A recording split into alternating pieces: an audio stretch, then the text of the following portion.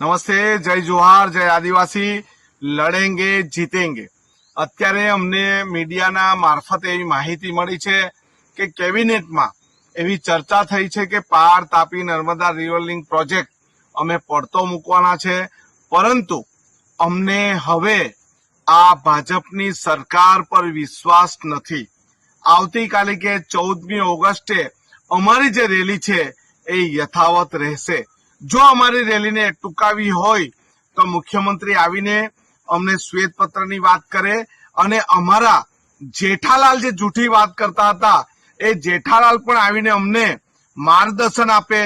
અમારા પૂર્વ મંત્રી નરેશ પટેલે બી એમ કીધું અમે ગેરમાર્ગે દોરીએ છીએ, તો એ આવીને અમને માર્ગ બતાવે ત્યારે અમારી રેલી, અમારું આંદોલન અટકશે। જો આદિવાસી સમાજને તમે મૂર્ખ બનાવવાની વાત કરતા હોય તો અમે મૂર્ખ બનવાના નથી। કાલે આર પારની લડાઈ અને શ્વેતપત્રની લડાઈ માટે અમે આંદોલન કરીશું અને અમે જુઠાલાલને પણ બોલાવીશું અને બોલાવીશું।